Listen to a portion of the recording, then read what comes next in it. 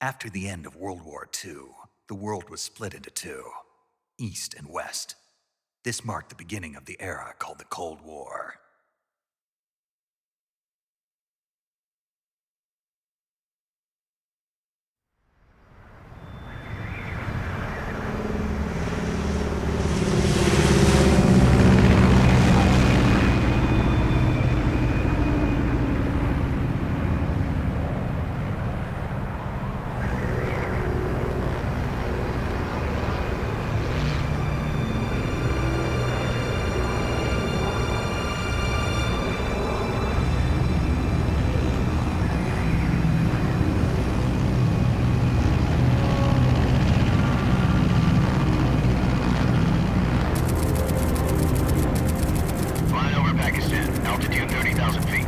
Approaching Soviet airspace. 20 minutes to drop off. Commencing internal depressurization. Equipment check. Arm main parachute. All right. You ready to go? Drop zone still showing a high pressure mass. Cav okay. Good. We've got high visibility.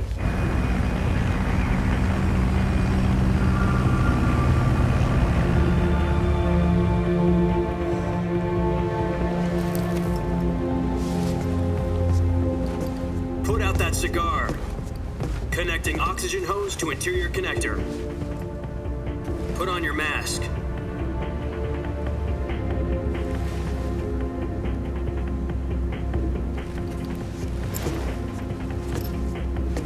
Does this panty waste know what he's doing? Approaching release point. 10 minutes to drop off. Hey, are you deaf? He said put out the cigar and put on your mask.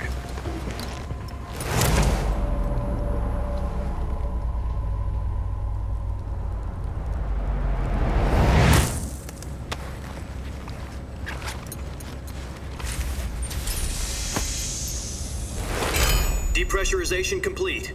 Checking oxygen supply. 6 minutes to drop off. Opening rear hatch.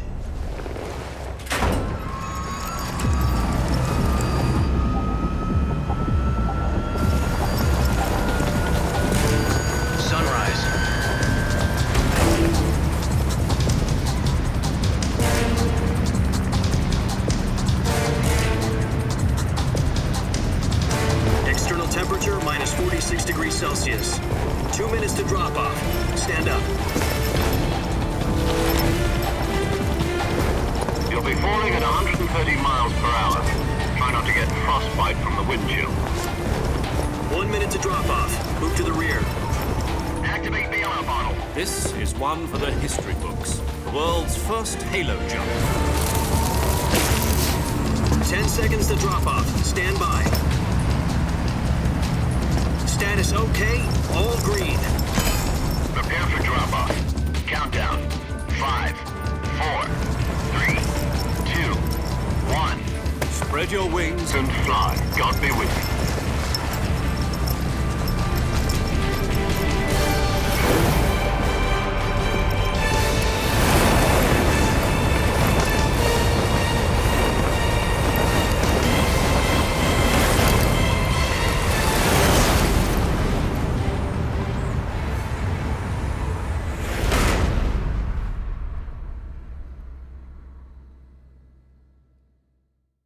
Jack, I've got some important news.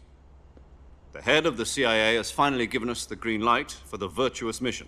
Virtual mission? No, the virtuous mission. The future of our Fox unit depends on it. If it succeeds, we'll be officially organized into a unit. Virtuous mission? Sounds like some kind of initiation ritual.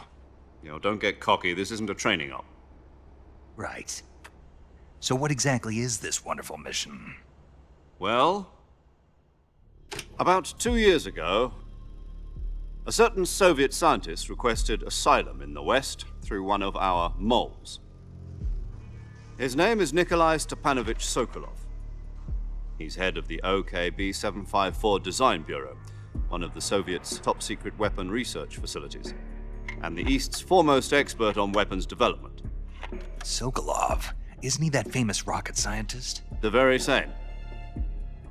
On April the 12th, 1961, the Soviets achieved the first manned spaceflight in history.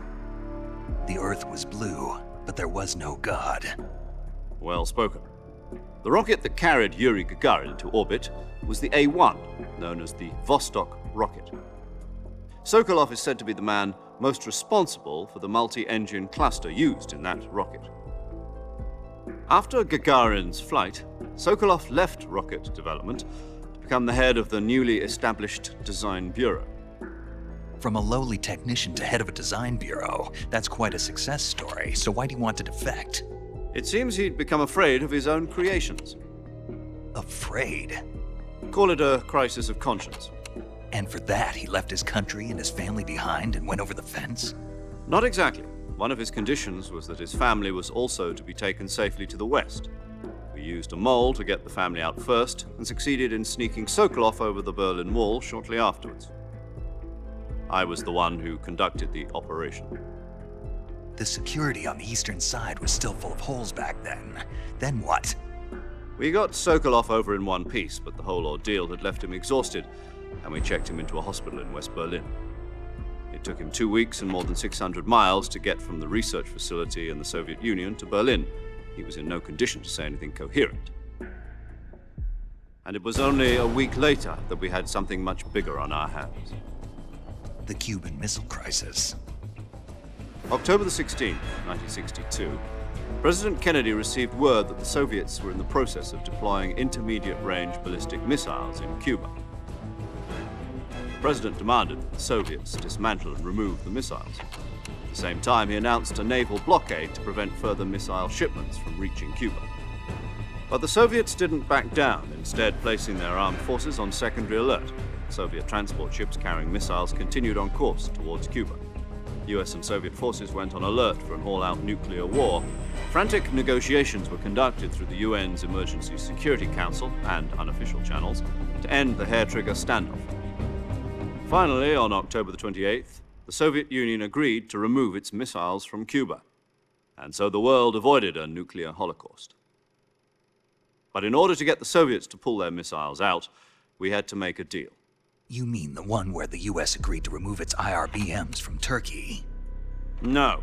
The Jupiter IRBMs deployed in Turkey were obsolete, and we were going to get rid of them anyway. They had no strategic value whatsoever to either the US or the Russians. The Turkey deal was a ruse, a cover story that was fed to the other intelligence agencies around the world. So what did the Russians really want? Sokolov. They wanted us to return Sokolov. You mean the Soviets pulled out of Cuba just to get their hands on Sokolov? That's right. What the hell was he working on?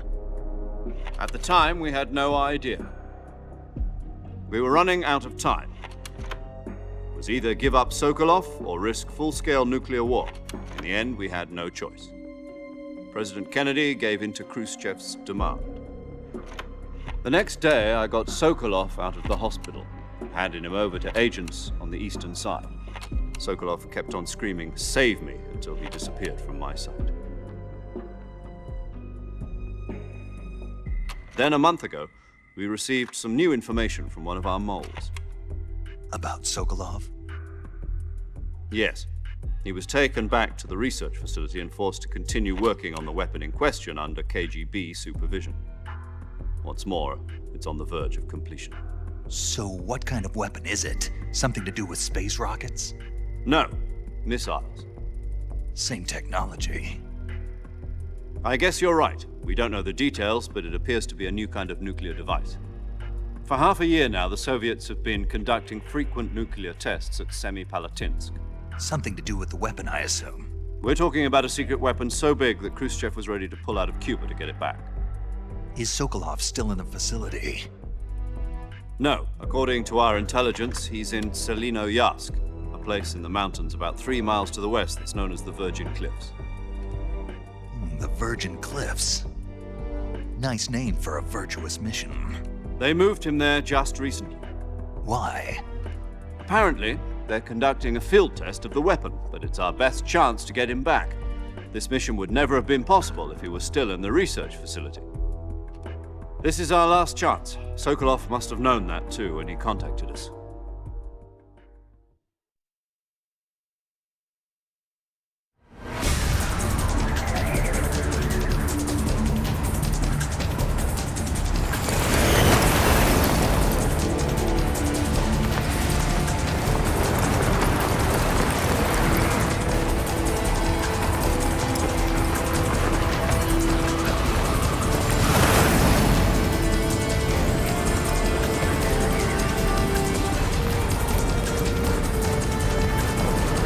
Listen up, Jack. Your mission is to infiltrate Selino-Yarsk in the Soviet mountains, ensure the safety of Sokolov, and bring him back to the west.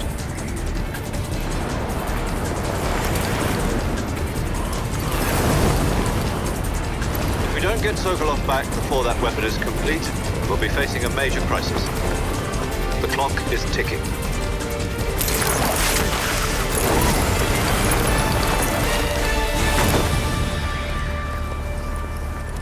Once we've confirmed the rescue of Sokolov, stand by at the recovery point. A recovery balloon will be dropped at that point. Helium will be pumped into the balloon to inflate it. The process takes about 20 minutes. Once it's complete, the gunship's arm will latch onto the balloon and pull it up. The Fulton surface-to-air recovery system. I'm familiar with the theory. Take it easy. It's been combat-proven. Do you think Sokolov is up to it? The shock will be less than during a parachute jump, and the arm can handle up to 500 pounds. So you're planning on going over the border in a single combat Talon? She's equipped with two 6-barrel 20mm Vulcan cannons, as well as two 40mm machine guns. Sounds like she could hold her own against a battalion of tanks. Even with the fuel in the reserve tank, we're facing a 4-hour time limit. If all goes well, it shouldn't take more than a few hours. Home in time for dinner. But if anything goes wrong, you'll be eating dinner, breakfast, and all the rest of your meals in the jungle.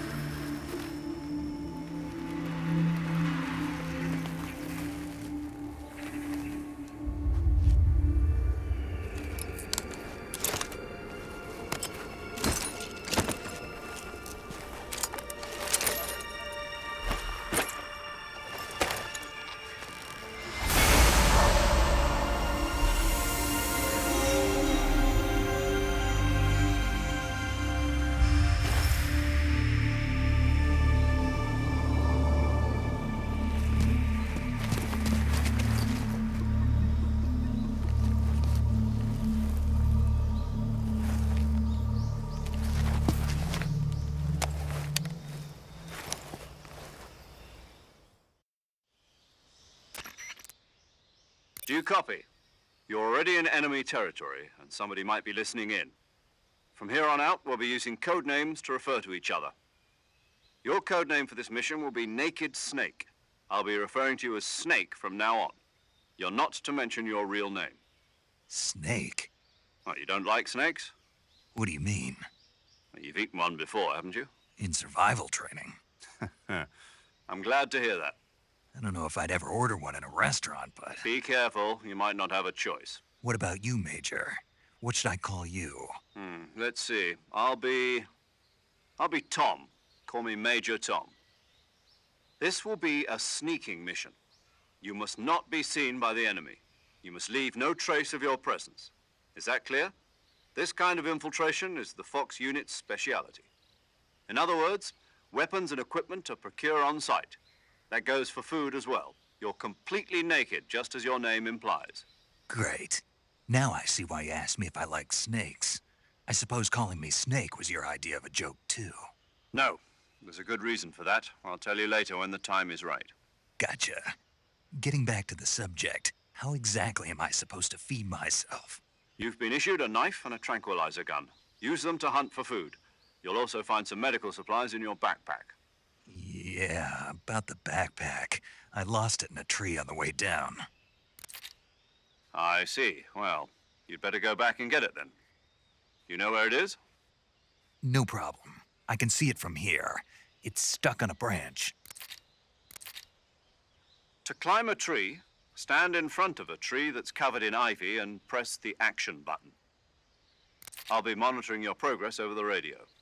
We can't risk violating Soviet airspace, but I'll be in the gunship. My frequency is 140.85. I'll give you a call if I need to talk to you. If you need to talk to me, use the send function. Okay, Snake, go get your backpack.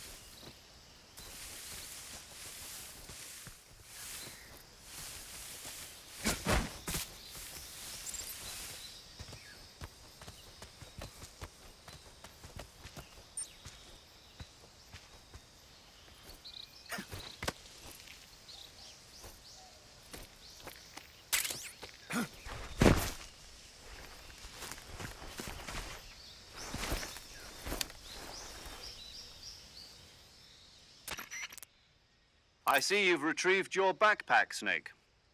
To equip a weapon, it's necessary to take it out of your backpack. In the survival viewer, choose Weapon from the backpack. Your available weapons will be displayed in a list on the screen. From that list, choose the weapon you want to equip and press the Enter button. For other equipped items, just do the same thing from Item. Got it. Use the survival viewer backpack. Yep, that's right. Survival is fundamental to this mission. After you've been out in the field for a while, your stamina will start to drop. If your stamina gets too low, it'll affect your performance. You won't be able to shoot accurately, for example, and your wounds won't heal as smoothly. Keep an eye on your stamina so you don't run out. To recover lost stamina, you can hunt for local flora and fauna. You can use either your tranquilizer gun or your knife to hunt. My only weapon is a Mark 22 Hush Puppy tranquilizer gun? That's right. It's been fitted with its own suppressor. However, the suppressor will deteriorate every time you fire. Once its durability reaches 0, the noise suppression effect will be gone. So don't get too trigger-happy with it. The suppressor's durability is shown in the icon. Any weapons and equipment beyond what you're carrying now, you'll have to find as you go. I have to find my own weapons and equipment? Whose crazy idea was this anyway? Solo covert actions are standard Fox operating procedure. You can't leave any traces of your presence. No weapons, equipment, footprints, sweat, or bodily wastes. The same goes for bullets and cartridges, too. Your presence in enemy territory is already a violation of international conventions of warfare. There aren't supposed to be any American soldiers in Russia, It could spark an international incident. You can't let anyone see you. You can't let the enemy know you're there. This is a stealth mission. You're a ghost, Snake, in every sense of the word. And there'll be no rescue if you're captured. The military and US government will deny any involvement in the affair. Then I'll just have to take care of myself, huh? I'm afraid so. You've been given a fake death pill for that purpose. SIS guidelines stipulate that soldiers on covert ops like this one be issued a potassium cyanide capsule. Tape it to your body so you can take it when you need to. How generous of you. Use it if you're taken prisoner by the enemy. It'll send you into a state of false death for a short time. Fooling them into thinking that I'm really dead. So how do I come back to life? Just take the revival pill. You mean that thing they put in my tooth before the mission? That's the one. But be careful. If you remain in a state of false death for too long, nothing will be able to bring you back. Remember that. I'll keep it in mind. You said this was a solo mission, right? Right. I guess that means I can't count on any reinforcements. Correct. The mission rests entirely in your hands. A real one-man army. Relax. There's a support team ready to back you up over the radio. Who? I'll introduce them to you.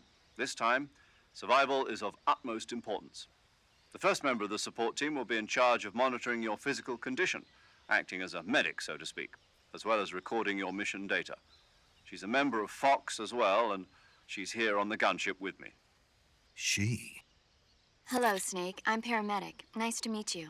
Paramedic. As in a medic who comes in by parachute.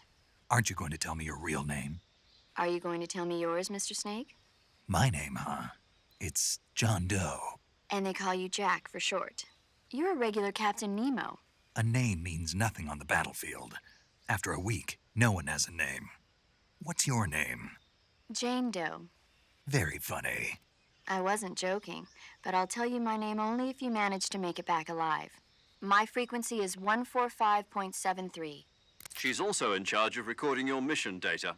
Whenever you want to save, send a message over the reserved save frequency, 140.96. So saving lets me record my mission data. That's right. It also records the state of your health. Good to know. There's one more person I want to introduce you to, Snake. Huh? Speaking of snakes, you remember the boss, don't you? A legendary soldier and your mentor. Actually, it was the boss that got the DCI's authorization in the first place. She's going to be serving as Fox's mission advisor. The boss is? She also helped me plan this mission. She and I were at SAS together. Jack, is that you? How many years has it been? Boss? That's right. It's me.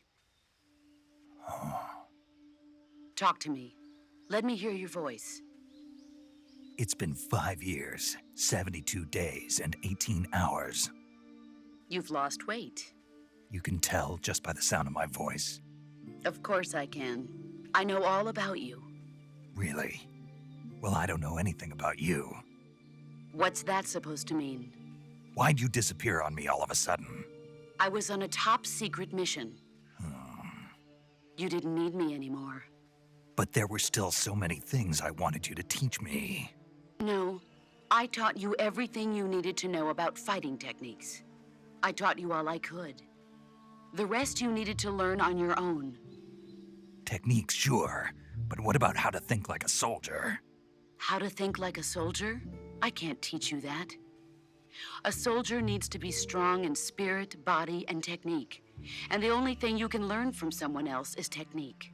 In fact, technique doesn't even matter. What's most important is spirit. Spirit and body are like two sides of a single coin. They're the same thing. I can't teach you how to think. You'll just have to figure it out for yourself. Listen to me, Jack. Just because soldiers are on the same side right now doesn't mean they always will be.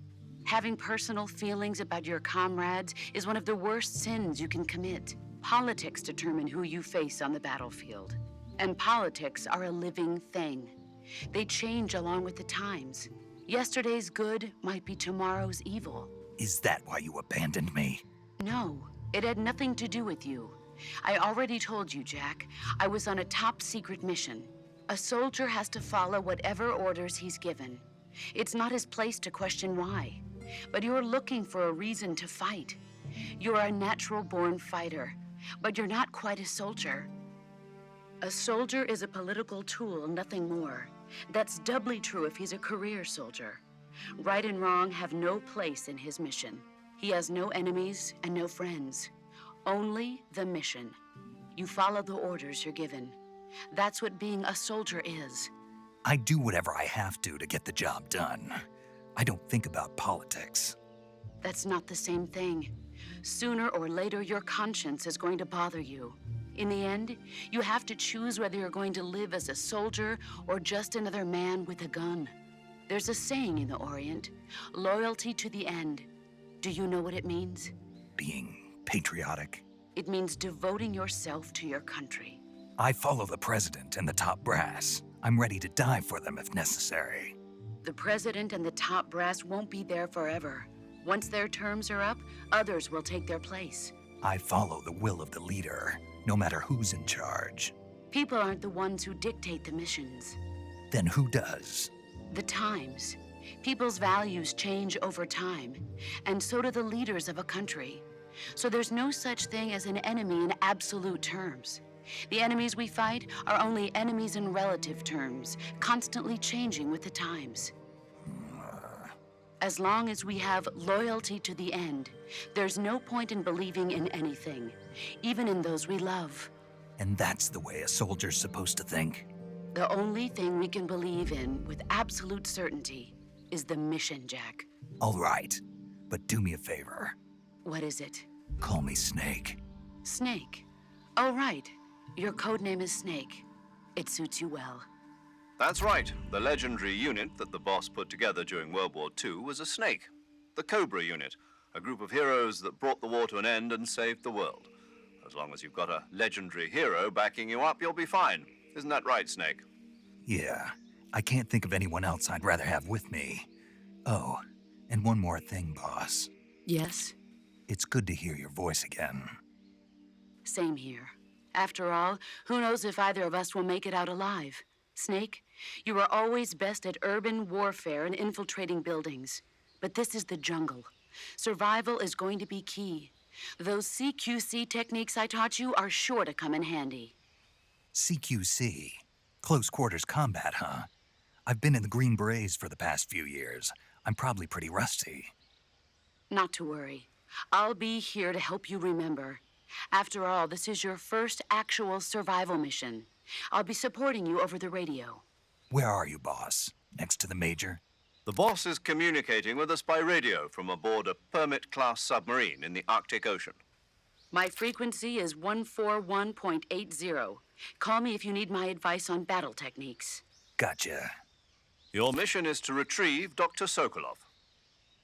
Dr. Sokolov is being held in an abandoned factory located to the north of your current position. Avoid heavy combat and don't let anyone see you. Don't forget that this is a stealth mission. Snake, try to remember some of the basics of CQC.